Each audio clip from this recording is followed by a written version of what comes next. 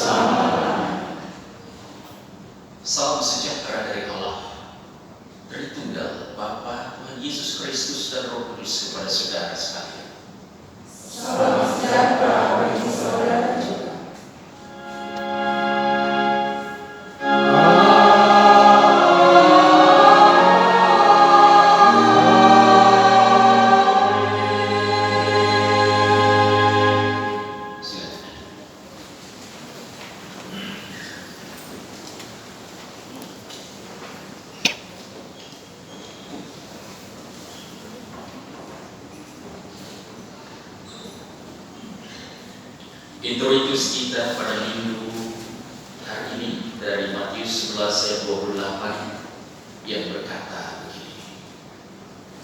Yesus berkata, "Marilah kepadaku semua yang letih lesu dan berbeban berat, aku akan memberi kelegaan kepadamu.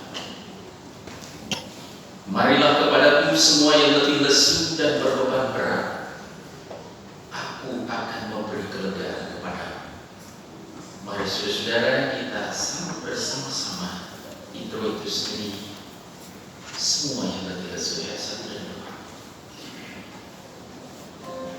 Percaya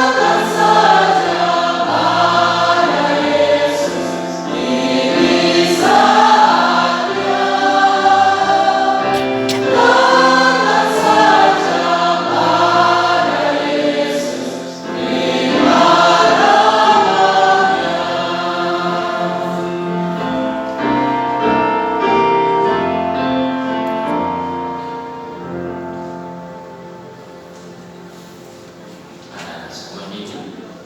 Silakan datang ke depan.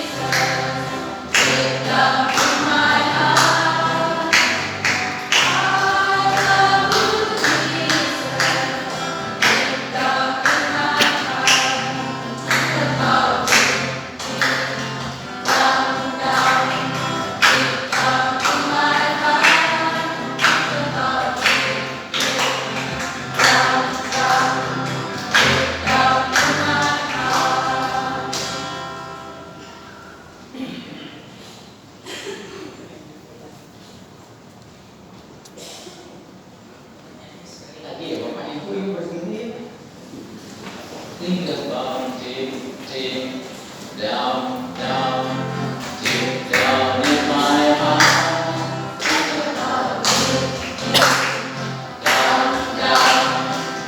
down in my heart. I love you, Jesus. Deep down in my heart. I love you, Jesus. Deep down in my heart. Deep down in my heart.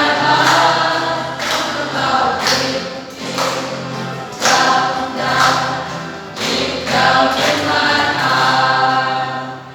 Iya, selamat pagi Dede. I love Jesus truly. I love Jesus truly. Bener Dede cinta Yesus?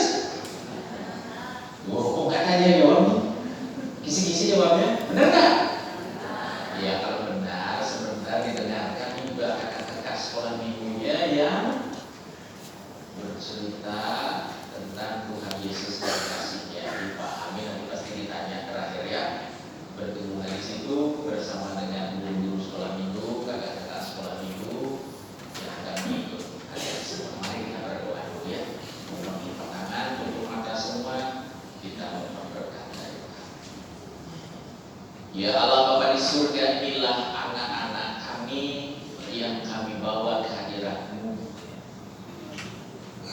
Harapkanlah wajah-Mu kepadanya, berkatilah dia, berkati mereka semua. Bahkan ketika mereka nanti akan bersekutu dalam kelompok sekolah minggu, Tuhan juga memberkati mereka. Biarlah sukacita ada di hati mereka. Bahkan ketika mendengarkan firman-Mu, hati mereka diberkati dan mereka bertumbuh di dalam. Mampukan guru sekolah minggu untuk mengantar dan membimbing mereka kepada pemahaman yang benar tentang kehendak Tuhan. Kami mohon berkat-Mu. Kiranya damai sejahtera dari Tuhan Yesus Kristus dan kasih Allah Bapa di dalam persekutuan Roh Kudus memberkati anak-anak kami dari saat ini sampai kekal selama-lamanya. Amin. Selamat adik-adik sekolah minggu ya.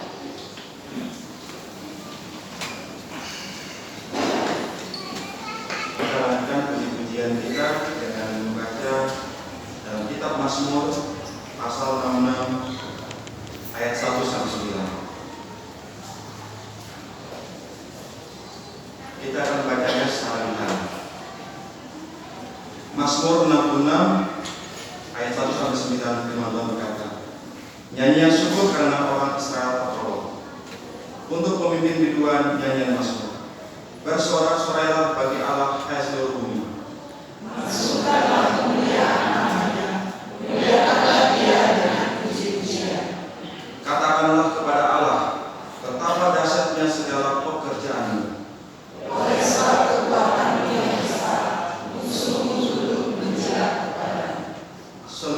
sujud menyembah kepadamu.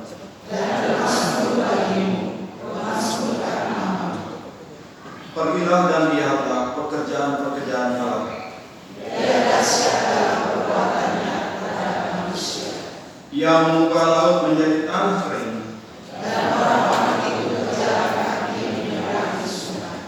Oleh sebab itu kita bersukacita karena Dia.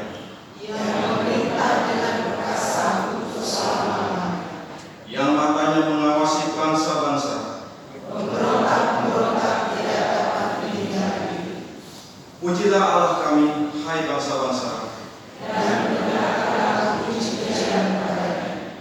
Ia mempertahankan jiwa kami di dalam hidup.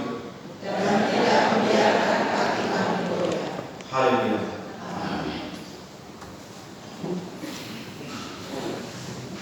Saudara, sekarang kita mendekatkan diri di dalam pengakuan doa.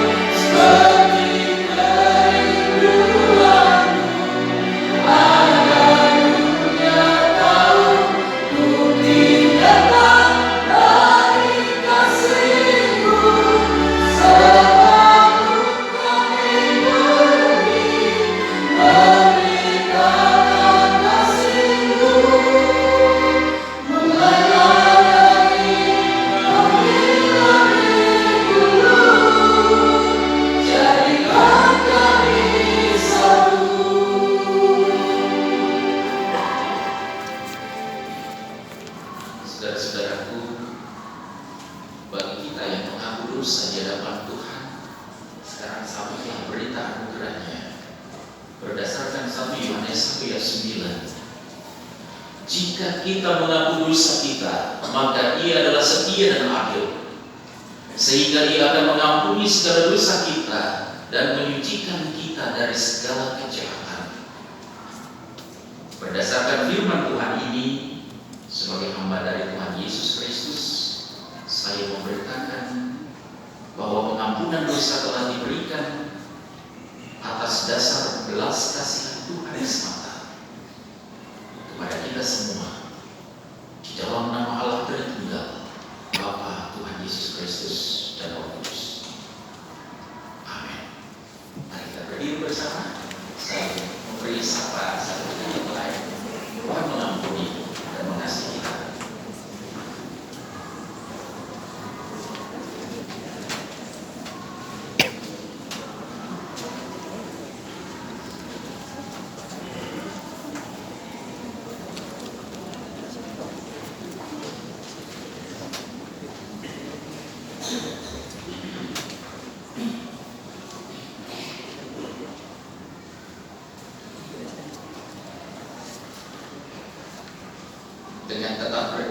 sekarang adalah kita bersama-sama membaca hukum Tuhan menurut Matius 22 ayat 37 sampai 40, terjemahan bahasa Indonesia 2 ayat penerimaan baru 2.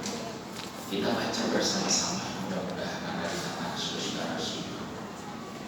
Demikian hukum Tuhan. 1, 2, 3. Jawab Yesus kepadanya, kasihilah Tuhan Allahmu dengan segenap hatimu, dan dengan segenap jiwamu, dan dengan segenap akal budimu. Itulah perintah yang terutama dan yang pertama.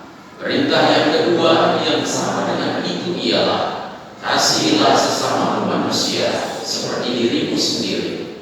Pada kedua perintah inilah tergantung seluruh hukum Taurat dan kitab Para.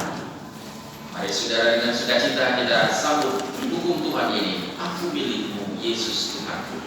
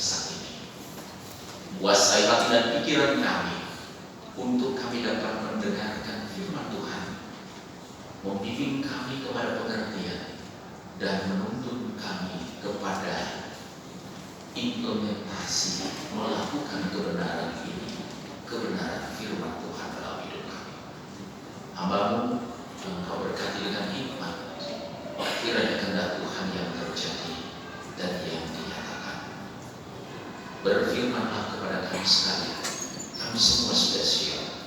Dalam nama Tuhan Yesus Kristus yang firman yang hidup. Amin. Saudara, firman Tuhan pada hari ini disiapkan buat kita berdasarkan puji dan janji Efesus 2. Baiklah kita baca saja ayat 11 sampai ayat 22.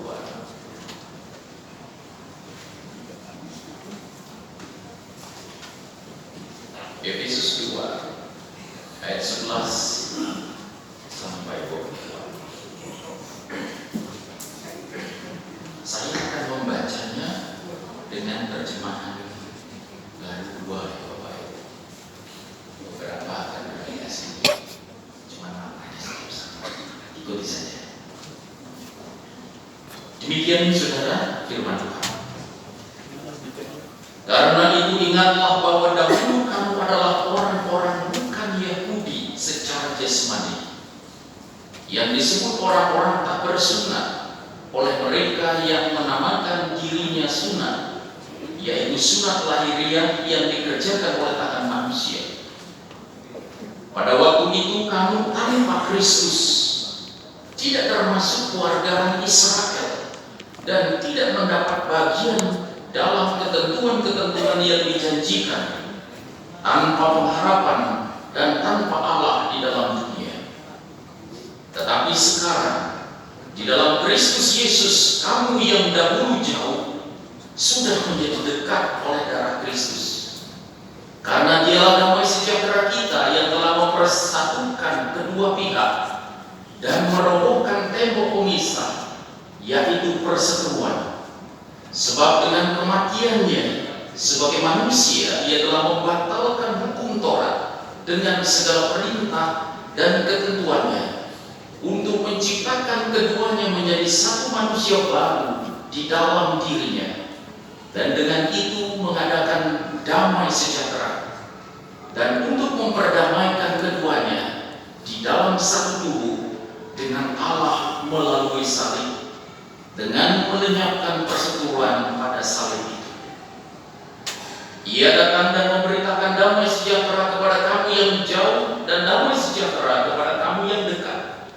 Karena melalui Dia kita kedua pihak dalam satu roh beroleh jalan masuk kepada Bapa.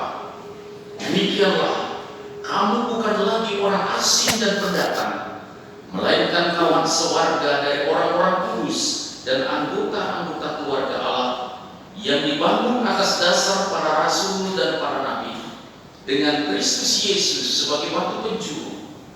Di dalam Dia tumbuh seluruh bangunan, rapi tersusun menjadi bait Allah yang kudus di dalam Tuhan.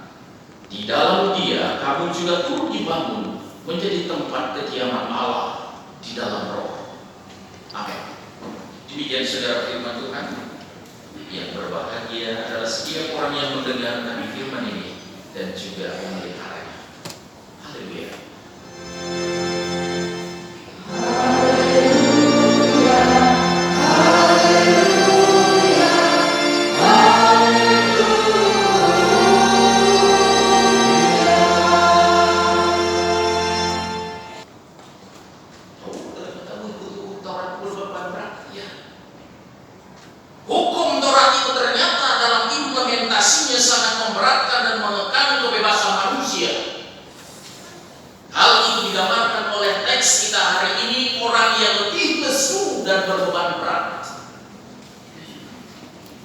Undangan Tuhan Yesus seakan terasa begitu mudah rasanya saudara. Marilah kepadaku semua yang letih lesu dan beban berat, aku akan memberi kelegaan kepadamu. Very easy. Apakah sepertinya segampang itu saudara? Betul gampang, betul mudah. Tetapi tidak gampang-gampang amat. Hidup dalam Kristus juga ada kuknya, saudara. Hidup di dalam Kristus ada tuntunannya. Hal itu sangat jelas dari lanjutan dari kutipan Titulikus kita hari ini. Saya bahas sedikit Titulikus dulu. Pikulah kuk yang kupaskan dan belajarlah kepadaku, karena aku lemah lembut dan rendah hati, dan jiwamu akan mendapatkan ketenangan. Sebab kuk yang kupasang itu enak dan bebanmu pun ringan. Begitu Tuhan Yesus. Pikulah kuk. Jadi orang Kristen itu pikul kuk sudah. Tapi jangan dianggap kuknya itu berat seperti orang Yahudi memikul kuk itu berat. Karena kuk yang terberat itu sudah dipikul oleh Tuhan Yesus menuju ke Golgota, salib. Jadi keliru kalau kita mengatakan bahwa mengikut Yesus itu kita akan mudah dan enak-enakan saja, saudara. Hidup bebas. No, and never. Tak pernah, saudara. Tetap ada kuk yang menuntut kehidupan kita. Kalau saudara menganggap kuk itu sebagai beban, maka itu akan terus membebani saudara. Tetapi kalau kuk itu saudara pikul dengan sabar, tenang, sukacita, seperti kata Tuhan Yesus, jiwamu akan mendapatkan ketenangan. Pertanyaannya, saudara, apakah saudara-saudara yang datang ke gereja hari ini sedang mengalami letih lesu? Ada yang mengalami letih lesu dan berbeban berat? Ada, saudara?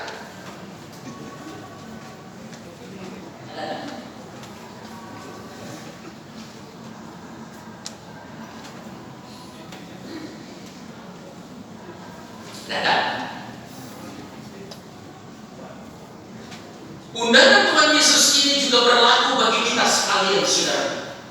Marilah kepadaku semua yang letih lesu dan berbeban berat. Namun ingat bahwa datang ke gereja, saudara, kita itu berliturgi. Berliturgi itu ngapain? Dari posisi awal itu, saudara, kita berliturgi, menyiapkan hati, berdoa, bernyanyi, mendengarkan firman Tuhan, memberi persembahan dan lain sebagainya.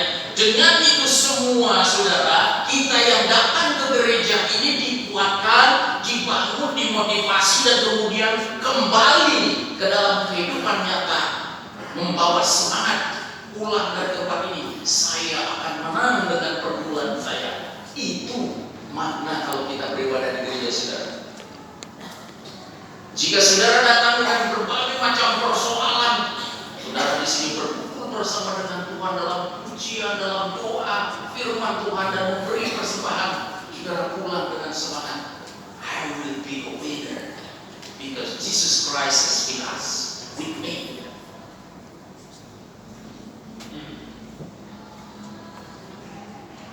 Begitu, saudara. Karena itu kalau Bapak Ibu datang ke gereja jangan terlambat. Pinjam buat terlambat itu tiap minggu. Tantangan yang dahulu dihadapi jemaat Efesus itu begini, saudara. Di situ ada eksklusivitas. Eksklusivitas itulah yang dihadapi oleh jemaat Efesus pada waktu itu. Apa itu? Orang-orang Yahudi merasa bahwa mereka itu privilege, memiliki hak yang lebih dari yang